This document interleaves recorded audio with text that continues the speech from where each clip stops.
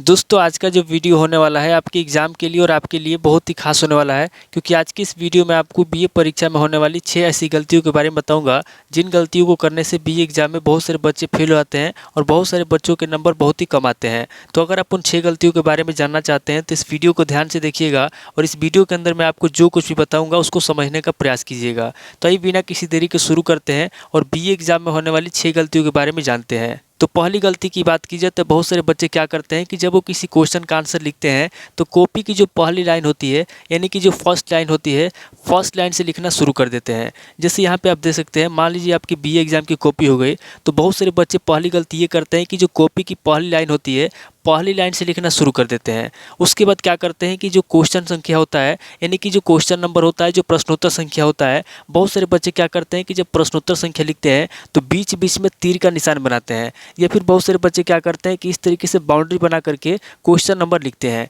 जैसे यहाँ पे आप देख सकते हैं कि यहाँ पे जो भी क्वेश्चन नंबर लिखा गया है, जैसे यहाँ पे आप देख सकते हैं कि प्रश्नोत्तर संख्या 2 लिखा गया है और यहाँ पे बीच में जो है कि तीर का निशान बनाया गया है। उसी तरीके से यहाँ आप देखेंगे तो प्रश्नोत्तर संख्या 3 लिखा गया है और यहाँ पे बीच में तीर का निशान बनाया गया है। उसी तरीके से नीचे देखेंगे तो यहाँ पे प्रश्नोत्तर संख्या 4 लिखा गया है और बीच में जो है कि तीर का निशान बनाया गया है और यहाँ पे जो प्रश्नोत्तर संख्या 3 लिखा गया है इसको जो है कि बाउंड्री के अंदर बंद कर दिया गया है, यानी कि इस तरीके से बॉक्स बनाया गया है और इस तरीके से इसको बंद कर दिया गया है। तो बीए एग्जाम में बहुत सारे बच्चे क्या करते हैं कि जब क्वेश्चन नंबर लिखते हैं या फिर जब प्रश्नोत्तर संख्या लिखते हैं तो लिखते समय क्या करते हैं, सबसे पहले तो बीच में तीर का निशान बनाते हैं, उसके बाद से क्या करते हैं कि इस तरीके से बॉक्स बना के उसको बंद कर देते हैं या फिर इस तरीके से कोष्टक के अंदर उसको बंद कर देते हैं। तो यहाँ पे कोष्टक तो सही है, लेकिन अगर आप बीच में जो है कि तीर का निशान बनाते हैं या फिर इस तरीके से आप बनाते हैं तो ये बिल्कुल गलत होता है। एग्जाम में आपको तीर का निशान नहीं बनाना है, आपको सिंपल डैश लगाना है, उसके बाद से आपका जो भी क्वेश्चन नंबर है आपको लिखना है। उसी तरीके से बहुत सारे बच्चे क्या करते हैं कि जब किसी भी क्वेश्चन के अंदर किसी क्वेश्चन का आंसर लिखते हैं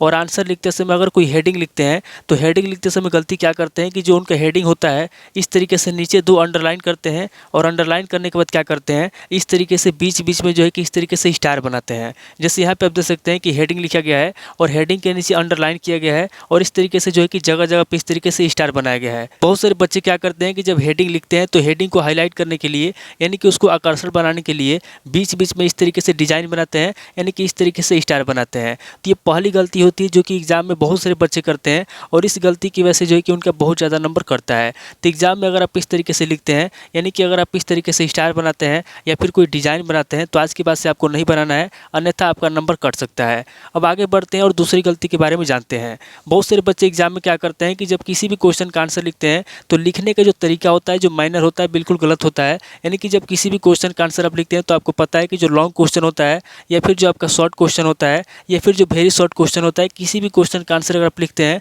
खासकर जो आपका लॉन्ग क्वेश्चन होता है या फिर जो आपका शॉर्ट क्वेश्चन होता है, यानी कि जो आपका दीर्घ उत्तरीय प्रश्न होता है या फिर जो आपका लघु उत्तरीय प्रश्न होता है, आपको पता है कि जो लॉन्ग क्वेश्चन होता है उसके अंदर किसी भी क्वेश्चन का आंसर अगर आप लिख रहे हैं तो उसके अंदर कम से कम 6 से 7 आपको हेडिंग लिखना पड़ता है और कम से कम 8 से 10 आपको पॉइंट लिखना पड़ता है। यानी कि उसके अंदर 8 हेडिंग होता है, 6 से 7 पॉइंट होता है, तब जाके आपका आंसर कंप्लीट होता है और तब जाके आपको ज़्यादा नंबर मिलता है। लेकिन बहुत सारे बच्चे दूसरी गलती ये करते हैं कि जब किसी भी क्वेश्चन का आंसर लिखते हैं तो न तो कोई हेडिंग लिखते हैं न कोई पॉइंट लिखते हैं। जैसे यहाँ पे आप देख सकते हैं कि गलत तरीके से लिखा गया है, यानी कि यहाँ पे प्रश्नोत्तर संख्या 2 लिखा गया है और प्रश्नोत्तर संख्या 2 का जो आंसर है यहाँ पे आप देख सकते हैं कि बीच में कोई न तो पॉइंट लिखा गया है न ही कोई हेडिंग लिखा गया है। तो इस तरीके से अगर आप एग्जाम में लिखते हैं तो आपका नंबर कट सकता है, क्योंकि एग्जाम के अंदर जो आपका लॉन्ग क्वेश्चन होता है और जो आपका शॉर्ट क्वेश्चन होता है कम से कम उसके अंदर 4 या 5 हेडिंग लिखना पड़ता है। अगर लॉन्ग क्वेश्चन है तो 8 या 7 हेडिंग लिखना पड़ता है या 6 हेडिंग लिखना पड़ता है। अगर आप बिना हेडिंग लिखे या फिर बिना पॉइंट लिखे अगर आप इस तरीके से लिखते हैं, जैसे यहाँ पे आप देख सकते हैं,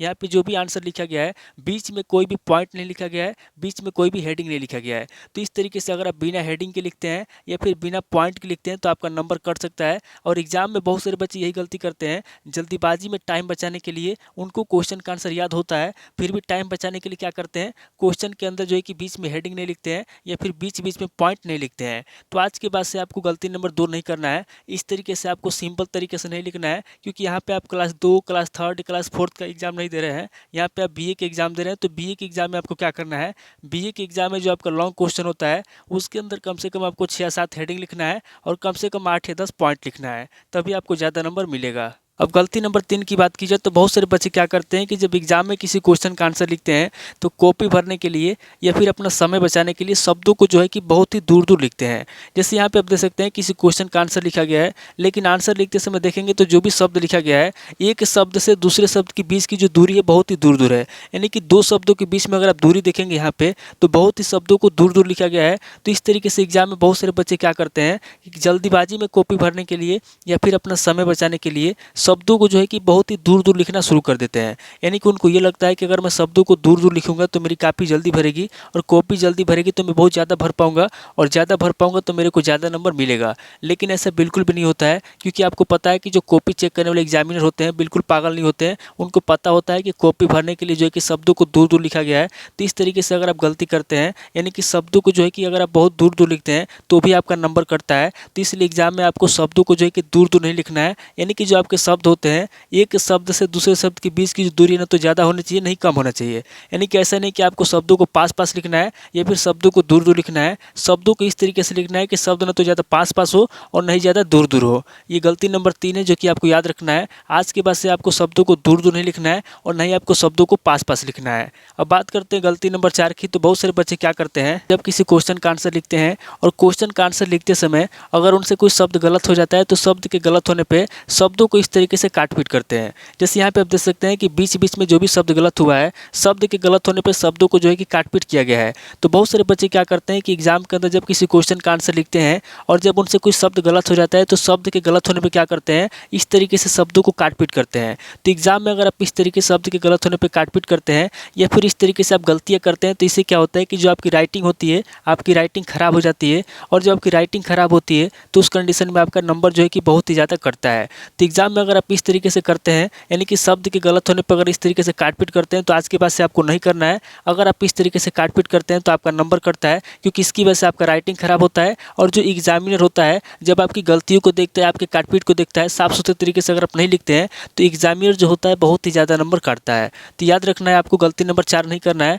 आज के बाद से आपको काट पीट नहीं करना है, आपको साफ सुथरे तरीके से लिखना है और अपने राइटिंग का ध्यान देना है। अब बात करते हैं गलती नंबर 5 की। तो बहुत सारे बच्चे एग्जाम में क्या करते हैं गलती नंबर 5 ये करते हैं कि जब वो किसी भी क्वेश्चन का आंसर लिखते हैं तो आंसर लिखते समय क्या करते हैं शब्दों को लाइन के नीचे लिखते हैं। यानी कि जल्दीबाजी में फास्ट लिखने के लिए क्या करते हैं शब्दों को लाइन के नीचे लिखना शुरू कर देते हैं। जबकि आपको पता है कि एग्जाम में अगर आप शब्दों को लाइन के नीचे लिखते हैं तो इसकी वजह से आपका नंबर कटता है। फिर भी बहुत सारे बच्चे क्या करते हैं कि शब्दों को लाइन के नीचे लिखते हैं। जैसे यहाँ पे आप देख सकते हैं कि किसी क्वेश्चन का आंसर लिखा गया है लेकिन आंसर जो है गलत तरीके से लिखा गया है, यानी कि शब्दों को लाइन के नीचे लिखा गया है। आप ध्यान से देखिए यहाँ पे जो भी लिखा गया है शब्दों को लाइन के नीचे लिखा गया है। तो एग्जाम में आपको इस तरीके से बिल्कुल भी नहीं लिखना है, क्योंकि ये जो तरीका होता है बिल्कुल गलत तरीका होता है। अगर आप इस तरीके से शब्दों को लिखते हैं यानी कि अगर आप शब्दों को लाइन के नीचे लिखते हैं तो इसकी वजह से आपका बहुत ज़्यादा नंबर कटता है और इसकी वजह से बहुत सारे बच्चे फेल भी हो जाते हैं। तो एग्जाम में आपको इस तरीके से नहीं लिखना है, शब्दों को लाइन के नीचे नहीं लिखना है। हमेशा आपको शब्दों को लाइन पर लिखना है और अपनी राइटिंग पर ध्यान देना है, क्योंकि अगर आपकी राइटिंग अच्छी रहेगी तभी आपको नंबर मिलेगा,